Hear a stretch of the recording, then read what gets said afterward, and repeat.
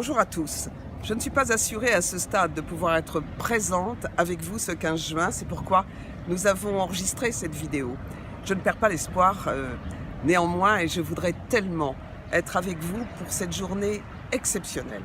D'abord pour exprimer un hommage particulier à Michèle Vianès. C'est une femme formidable qui a toute mon amitié et l'amitié à elle seule justifierait ma présence, mais qui a surtout mon admiration pour l'action qu'elle mène inlassablement au profit de cette reconnaissance et de cet établissement systématique de l'état civil.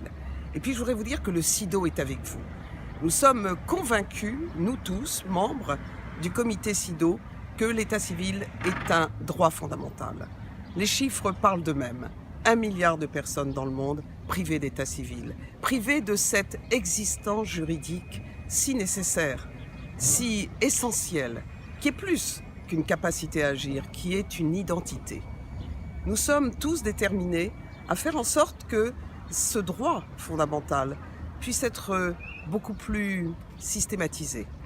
C'est important pour les femmes, parce que c'est une discrimination lorsqu'elles sont privées de cette reconnaissance première.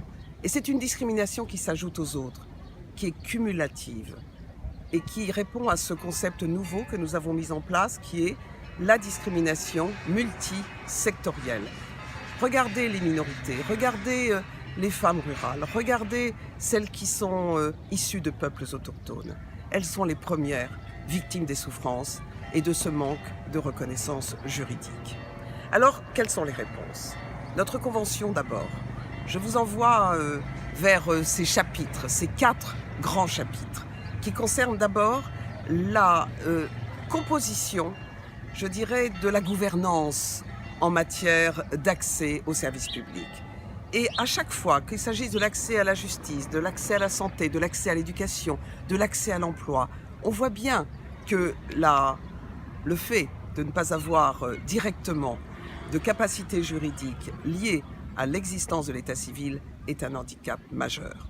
Il y a aussi des articles qui touchent plus précisément cette question essentielle. Je pense à l'article 8, qui est l'article sur la nationalité, mais aussi à celui qui concerne les femmes rurales.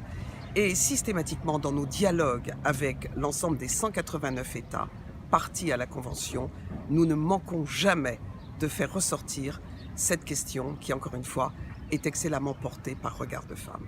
Et puis, j'ajoute qu'il n'y a pas que les dialogues constructifs. Il y a aussi les recommandations. Et je vous envoie aussi vers la lecture de la recommandation générale sur les femmes rurales où explicitement nous indiquons qu'il y a cette discrimination essentielle qui, encore une fois, est un handicap à la jouissance de l'ensemble des autres droits fondamentaux.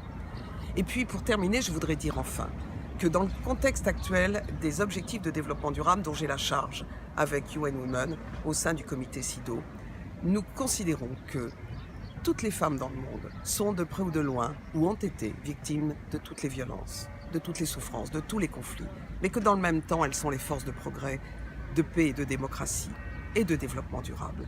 Cela veut dire une chose, cela veut dire que si l'on parle de leadership et d'empowerment aujourd'hui, cela passe par la reconnaissance juridique, par la capacité juridique et la personnalité juridique. C'est donc la première marche.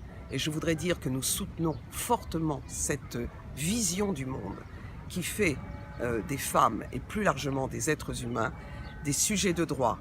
Le droit d'avoir des droits, disait Hannah Arendt, c'est bien l'esprit. Et les femmes en ont plus besoin encore aujourd'hui si elles veulent que le monde change. Et je voudrais en terminant dire que les femmes ne sont pas seulement les actrices du changement, elles sont le changement. Aidons-les à faire en sorte que par la reconnaissance juridique, d'abord de leur identité, de la personne humaine, elles puissent aussi avoir la capacité de changer le monde. Très belle journée à tous et j'espère encore une fois être parmi vous dans quelques jours.